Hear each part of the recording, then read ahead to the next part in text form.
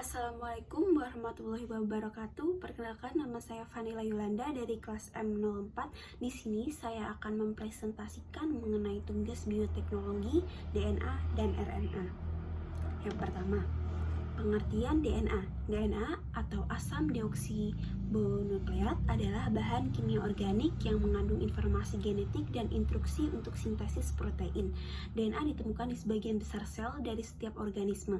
DNA bagian penting dari reproduksi, di mana keturunan genetik terjadi melalui pewarisan DNA dari orang tua kepada keturunannya. Molekul DNA terdiri dari dua untai yang mengelilingi satu sama lain untuk membentuk bentuk yang dikenal sebagai heliks ganda. Struktur DNA heliks ganda. Struktur DNA heliks ganda adalah heliks ganda atau double helix, tersusun atas basa nitrogen, adenin, timin, dan sitosin, dan merupakan polimer dari monomer nukleotida atau fosfat gula deoksibrosa basa nitrogen. Adenin dan guanin termasuk purin, sedangkan sitosin dan timin termasuk golongan pirimidin.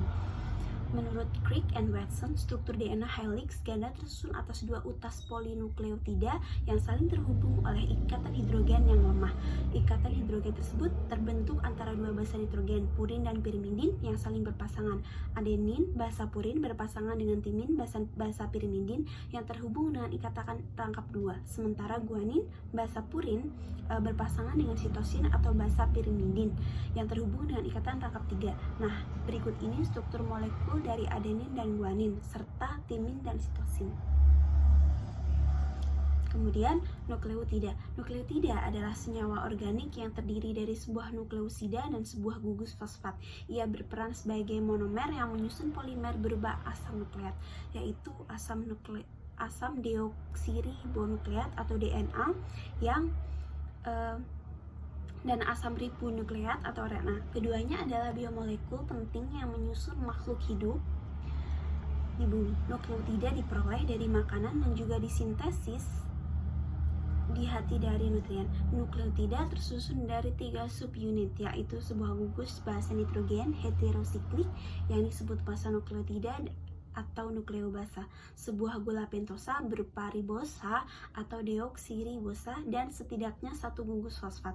4 jenis nukleobasa pada DNA yaitu guanina, adenina, sitosina, timina. Pada RNA, nukleobasa yang digunakan adalah urasil. Alih-alih timina, nukleotida berperan penting dalam metabolisme di tingkat akhir, tingkat dasar, dan seluler.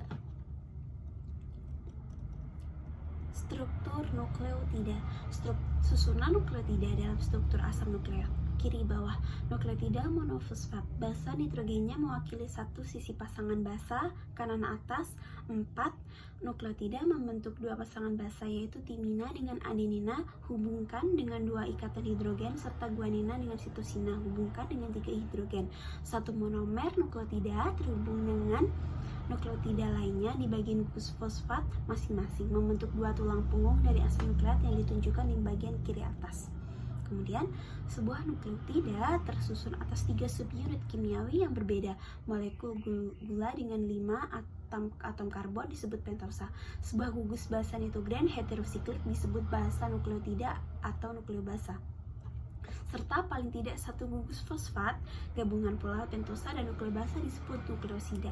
Saat ketiga subunit itu bergabung, nukleotida juga disebut sebagai nukleosida monofosfat atau nukleosida difosfat atau monosakarida trifosfat, bergantung pada jumlah fosfat yang menyusunnya.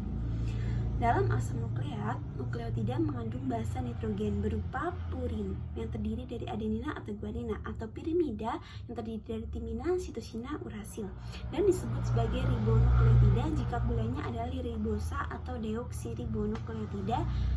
Jika dari satu nukleotida dihubungkan dengan gula pentosa dari nukleotida lain melalui korban nomor 5, disebut 5 oleh ikatan ester kovalen. Nah, kemudian ikatan ini dinamakan ikatan fosfodiester. Ikatan antara satu nukleotida dengan lainnya membentuk satu rantai panjang yang dinamakan rantai polinukleotida. Nah, rantai dari gabungan molekul gula dan fosfat ini menciptakan untik sebagai tulang punggung berbentuk pilihan tunggal atau ganda dalam satu unting. Orientasi kimiawi arah dari rantai disebutkan dari ujung 5 ke ujung 3. Angka ini mengacu pada 5 lokasi karbon di molekul gula pada nukleotida yang berdekatan.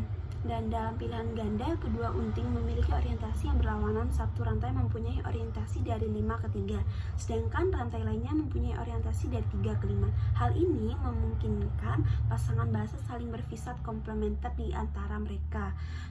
Semua sifat ini berperan penting dalam replikasi DNA serta transkripsi informasi genetik yang disandi di dalam DNA. Penyusun nukleotida. Nukleotida tersusun atas 3 subunit, yaitu gugus basa nitrogen heterosiklik, gula pentose, dan gugus fosfat. 4 jenis nukleobasa pada DNA adalah guanina, adenina, sitosina, timina. Pada RNA, nukleobasa yang digunakan adalah urasil alih-alih timina. Selain menjadi blok pembangun untuk asam nukleat, nukleotida tunggal berperan dalam penyimpanan dan penyediaan energi seluler, persinyalan seluler sebagai sumber gugus fosfat yang digunakan untuk memodulasi aktivitas protein dan molekul persinyalan lainnya, dan sebagai kofaktor enzimatik yang sering melakukan reduksi-redoks. Nukleosida. Nukleosida merupakan sebuah sebutan untuk bagian dari nukleotida tanpa gugus fosfat. Nukleosida merupakan kerangka dasar bagi terbentuknya AMP, ADP, dan ATP.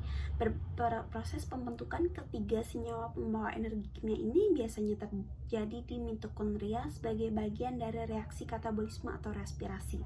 Struktur dan penyusun nukleosida. Dengan demikian, nukleosida tersusun dari gula ribosa dan deoksiribosa dan basa nitrogen. Kemudian, ikatan fosfodiester. Ikatan fosfodiester adalah ikatan yang menghubungkan antara gugus hidroksil pada posisi 5 gula pentosa dengan gugus hidroksil posisi 3 gugus hidroksil nukleotida berikutnya. Nah, molekul nukleotida akan membentuk asam nukleat dengan membentuk ikatan fosfodiester, di mana gugus 5 fosfat pada unit nukleotida akan berikatan dengan gugus 3 hidroksil pada unit nukleotida lainnya. Ikatan kovalen pada asam nukleat terdiri dari gugus fosfat dan gula pentosa yang linear dengan basa nitrogen heterosiklik sebagai interval cabangnya. Semua ikatan fosfodiester dapat membentuk rantai panjang yang linear dengan polaritas spesifik pada 5N dan 3N. Ujungnya nukleotida yang memiliki posisi 5 dinamakan 5N, sedangkan ujung lainnya yang memiliki posisi 3 dinamakan 3N. Berdasarkan konvensi rantai single, asam nukleat selalu digambarkan dengan 5N pada kiri dan 3N pada kanan, sehingga arahnya 5-3. Kemudian basa nitrogen penyusun DNA. Basa nitrogen berasal dari golongan purin dan pirimidin. Basa purin tersusun atas adenin dan guanin, sedangkan basa pirimidin tersusun atas sitosin dan timin. Di dalam molekul DNA, adenin selalu berpasangan dengan timin, sedangkan sitosin berpasangan dengan guanin.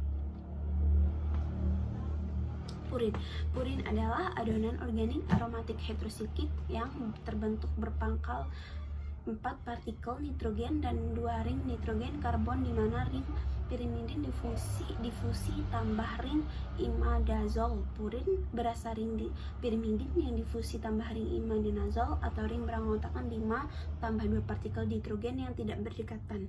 Pirimidin yakni senyawa organik aromatik heterosiklik yang menyatu piridina dan benzena yang terbentuk berpangkal 2 partikel nitrogen. Kemudian hidrat stadium pertama dan ketiga berpangkal ring 6 kaum dan seri karbon nitrogen. Purin dan pirimidin memiliki beberapa perbedaan, yakni secara rumus matematika, purin rumus matematikanya adalah C5H4N4, pirimidin yakni C4H4N2, dan titik encer dan titik didih. Purin memiliki titik encer, kurik encer, dan kurik didih yang relatif tinggi, sedangkan pirimidin berisi kurik encer dan kurik didih yang relatif rendah. Kemudian Bagaimana fungsi purin dan pirimidin? Ada dua keistimewaan seluler dasar menjelang purin dan pirimidin. Pertama, purin adenin dan guanin dan pirimidin histosin, timin dan urasil semua digunakan untuk menjelang penciptaan DNA dan RNA. Ini bahasa nitrogen disintaksis steroid tambah sempurna sakarin ribosa terfosforilasi, dan ini monofosfat nukleosida yang dimasukkan ke bagian dalam meningkat bagian DNA baru atau RNA zaman replikasi dan transkripsi. Fungsi kedua pirimidin dan purin adalah pengumpulan kekuatan jangka pendek. Bentuk yang paling kaya berpangkal kekuatan santang adalah ATP. Kemudian pasangan basa. Dalam biologi molekuler, dua nukleotida dalam DNA atau RNA yang saling komplementer dan terhubung oleh ikatan biologi disebut pasangan basa, atau bahasa Inggrisnya base pair disebut BP atau PD. Dalam pasangan basa Watson-Crick, adenina membentuk pasangan basa dengan timidina, sementara guanina dengan sitosina dalam DNA. Pada RNA, timina digantikan oleh urasil. Pasangan basa juga merupakan mekanisme dasar bagi kodon pada mRNA untuk dikenali oleh tRNA pada saat translasi dalam pembentukan protein. Macam-macam DNA. Terdapat bDNA, aDNA, zDNA, jDNA, ddNA, dan eDNA. bDNA. Watson-Crick pertama kali mengenalkan bentuk dari bDNA sebagai double helix. bDNA adalah DNA yang selama ini kita kenal dan paling melimpah dalam tubuh makhluk hidup. Dilansir dalam biologi Tribrotrax, pada pH netral dan konsentrasi garam, fisiologis DNA secara alamiah membentuk bentuk umumnya berupa DNA B. Satu putaran B DNA memiliki 10 pasang basa, diameter 20 angstrom, tinggi 34 angstrom dengan inti pusat yang kokoh. bDNA memiliki cincin gula deoksiribosa berupa endokonformasi C2. Kemudian aDNA. aDNA adalah bentuk dari bDNA yang berubah karena mengalami dehidrasi. Dilansir dari Visual Science, pada penambahan neutron non-elektrolit, bDNA mengalami dehidrasi dan mengubah cincin gula deoksiribosa dari dari bentuk endokonformasi C2 ke bentuk C3 dan membentuk aDNA. aDNA memiliki helix 10 pasang basa berdiameter 26 angstrom, tinggi 286 angstrom pada satu putarannya. Dilansir dari Microbe Notch, aDNA memiliki inti yang berlubang seperti pada gambar karena pasangan biasanya dipindahkan menjauh dari sumbu pusat seperti bDNA. aDNA jika memiliki helix yang berputar ke arah kanan.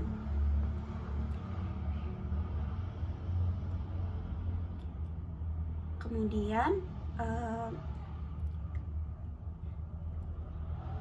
Andreas Wang dan Alexander Rich menemukan bahwa bentuk dari bDNA dapat berubah karena kondisi garam tinggi atau kelembapan yang rendah, termasuk zDNA. Nah, kemudian ada zDNA. zDNA memiliki bentuk double helix kidal karena bentuknya berputar ke kiri bukan ke kanan seperti bDNA atau aDNA. Setiap putaran helix zDNA mengandung 12 nukleotida dengan pola zigzag dan inti yang padat. Helix memiliki diameter sebesar 18 angstrom dengan tinggi 44 angstrom, yang berarti zDNA lebih sempit dan lebih panjang dibanding aDNA dan bDNA. aDNA memiliki cincin gula deoksiribosa C2 untuk pirimidin dan C3 untuk purin. Kemudian ada cDNA. cDNA adalah DNA yang terbentuk pada kelembapan relatif 66% dan dipengaruhi keberadaan ion Mg2+ dan Li+.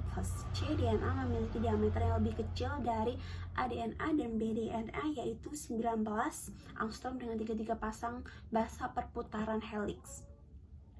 ddNA termasuk DNA yang langka karena hanya ditemukan pada DNA yang tidak memiliki guanin dan memiliki 8 pasang basa pada tiap putaran helixnya. eDNA dilansir dari Microbiota, eDNA adalah DNA yang menghubungkan jalur kristalografi DNA B ke A. Kemudian ada struktur RNA. RNA memiliki struktur yang mirip dengan DNA tetapi memiliki dua perbedaan. Pertama, molekul RNA mengandung gula ribosa di mana karbon nomor 2 berikatan dengan gugus hidroksil, sedangkan pada struktur DNA gugus hidroksil tersebut diganti dengan atom hidrogen. Nah, kedua molekul RNA mengandung basa nitrogen urasil, sedangkan DNA molekul asam nukleat dan nukleotida jilid 1 ref 042 mengandung timin. Jika struktur 3 dimensi DNA adalah double helix, maka struktur RNA adalah rantai tunggal. RNA dapat dihidrolisis oleh alkali menjadi 2,3 diester siklik mononukleotida. Kemudian ada asam ribonukleat. Asam ribonukleat adalah molekul polimer yang terlibat dalam berbagai peran biologis dalam mengkode, dekode, regulasi, dan ekspresi gen. RNA dan DNA adalah asam nukleat dan bersama dengan protein dan karbohidrat merupakan 4 makromolekul utama yang penting untuk sebuah bentuk kehidupan yang diketahui. Seperti DNA, RNA dirakit sebagai rantai nukleotida. Tetapi tidak seperti DNA, RNA lebih sering ditemukan di alam sebagai untai tunggal yang berlipat ke dirinya sendiri daripada untai ganda berpasangan. Organisme seluler menggunakan RNA duta untuk menyampaikan informasi genetik menggunakan huruf G, U, A, C untuk menunjukkan basa nitrogen, guanin, urasil, adenin, dan sitosin yang mengarahkan sintesis protein spesifik. Banyak virus mengkodekan informasi genetik mereka menggunakan genom RNA. Kemudian ada gula pentosa dan basa nitrogen. Nah, nukleotida memiliki 3 karakteristik. Komponennya itu basa nitrogen, heterolistik, gula pentosa, dan gugus fosfat. Molekul nukleotida yang gugus fosfatnya yang mengalami hidrolisis dinamakan dengan nukleotida. Basa dan gula pentosa penyusun nukleotida merupakan bentuk senyawa heterosiklik. Struktur nukleotida dan nukleosida dapat dilihat pada gambar yang ada di PPT. Kemudian basa nitrogen heterosiklik yang menyusun nukleotida yaitu purin dan pirimidin. Ada 4 basa nitrogen merupakan unit pembentuk DNA yaitu adenin, guanin, sitosin, dan timin. Sedangkan pembentuk RNA yaitu adenin, guanin, sitosin, dan urasil. Adenin dan guanin merupakan basa nitrogen jenis purin, sedangkan sitosin, timin, dan urasil derivat pirimidin. Gula pentosa penyusun nukleotida memiliki bentuk furanosa. Dalam nukleotida, penomoran atom karbon pada gula pentosa menggunakan tanda prime titik koma di atas. 1. Gula pentosa penyusun asam nukleat yaitu 2-deoksyderibosa dan deribosa.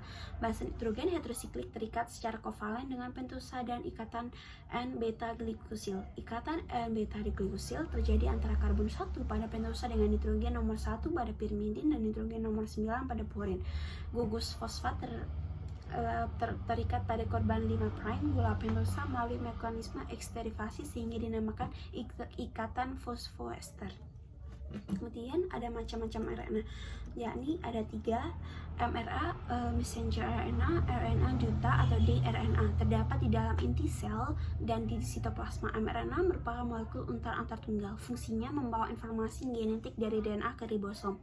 Kemudian yang kedua ada tRNA atau transfer RNA, adalah RNA terpendek yang bertindak sebagai penerjemah kodon dari mRNA. tRNA juga berfungsi mengikat asam amino yang akan disusun menjadi protein dan mengangkutnya ke ribosom. Yang ketiga, rRNA atau ribosomal RNA adalah merupakan molekul paling besar dibandingkan mRNA dan tRNA yang mengandung 50-2000 asam amino.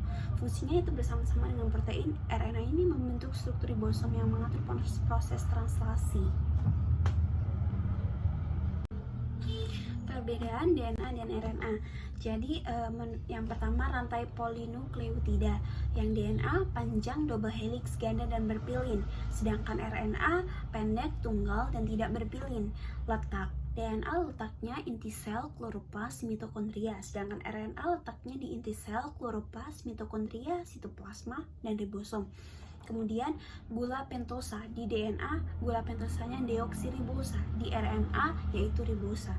Kemudian yang keempat, basa nitrogen, di DNA purin, guanin, adenin, pirimidinnya sitosin, timin. Sedangkan di RNA purin, guanin, adenin, dan pirimidinnya sitosin, urasil.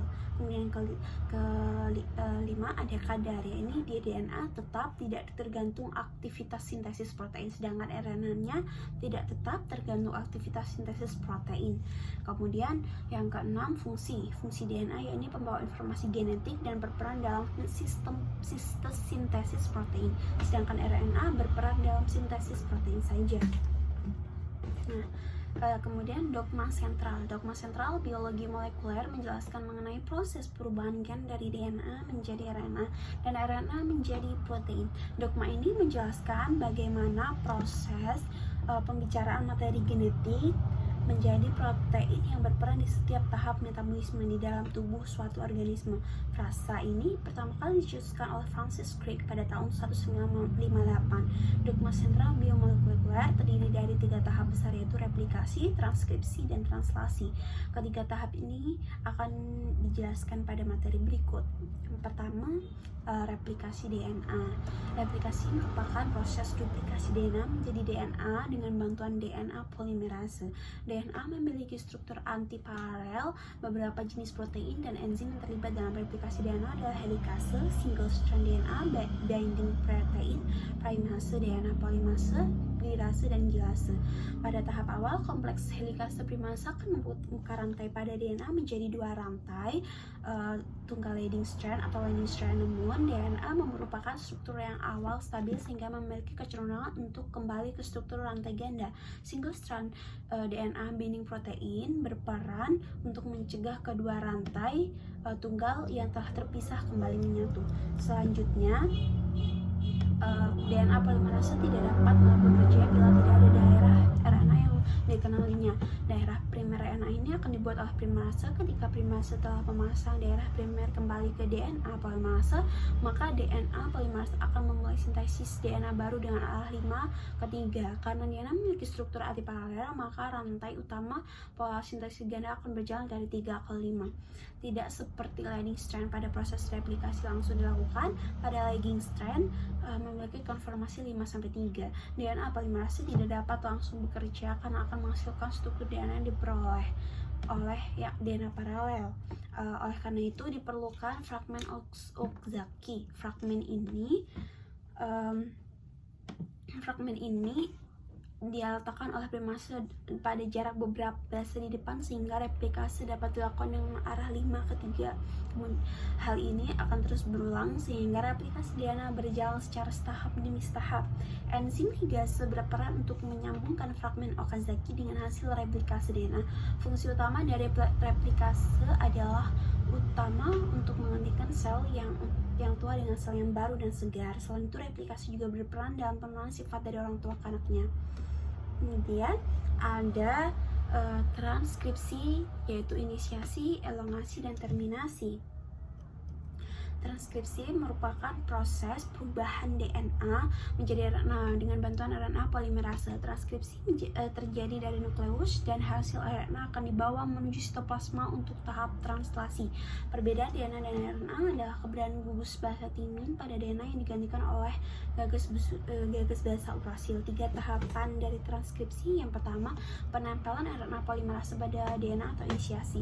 RNA polimerase akan menempel pada bagian DNA yang diikat oleh promotor strand akan menjadi cetakan adalah rantai antisen, sedangkan rantai antisen tidak akan mengalami proses transkripsi. Dari lokasi inilah transkripsi akan berlangsung dengan cetakan RNA dibuat. Yang kedua yaitu elongasi. Proses elongasi membutuhkan beberapa jenis faktor transkripsi. Pada proses ini akan terjadi pemanjangan hasil transkripsi DNA. Yang ketiga, terminasi. Terminasi akan berakhir, transkripsi akan berakhir bila RNA polimerase bertemu dengan terminator yang menyebabkan lepasnya RNA polimerase dari rantai antisense DNA. Mekanisme translasi dan enzim yang berperan. Translasi dalam genetika biologi molekuler adalah proses penajaman urutan nukleotida yang ada pada molekul RNA menjadi rangkaian asam amino yang menyusun suatu peptida dan protein. Transkripsi dan translasi merupakan 2 proses utama yang menghubungkan gen ke protein. Translasi hanya terjadi pada molekul mRNA, sedangkan RNA dan tRNA tidak dapat ditranslasi. Molekul mRNA merupakan salinan urutan DNA menyusun suatu gen dalam bentuk kerangka baca terbuka. mRNA membawa informasi urutan asam amino. Proses translasi berupa penerjemahan kodon atau urutan nukleotida yang terdiri atas 3 nukleotida berurutan yang menyandi suatu asam amino tertentu. Kodon pada mRNA akan berpasangan dengan antikodon yang ada pada tRNA. Setiap tRNA mempunyai antikodon yang spesifik. 3 nukleotida di antikodon tRNA saling berpasangan dengan 3 nukleotida dalam kodon mRNA yaitu menyandi asam amino tertentu. Proses translasi dirangkum dalam 2 tahap, yaitu inisiasi, elongasi, dan terminasi. translasi pada mRNA dimulai pada kandungan utama atau koordinasi translasi berupa ATG pada DNA. Kemudian terjadi translasi yang lainnya. Tempat-tempat translasi ini ialah ribosom. Memfasilitasi perangkaian secara teratur asam amino menjadi rantai peptida. Asam amino yang akan dirangkaikan dengan asam amino lainnya dibawa oleh tRNA. Setiap asam amino akan dibawa oleh tRNA yang spesifik ke dalam kompleks mRNA ribosom. Pada proses pemanjangan, ribosom akan bergerak terus dari arah 5,3P ke arah 3,0H sepanjang mRNA sambil merangkaikan asam amino. Proses penyelesaian ditandai dengan bertemunya ribosom dengan kodon akhir pada mRNA. Sekian presentasi dari saya. Mohon maaf apabila ada salah kata. Saya akhiri. Wassalamualaikum warahmatullahi wabarakatuh.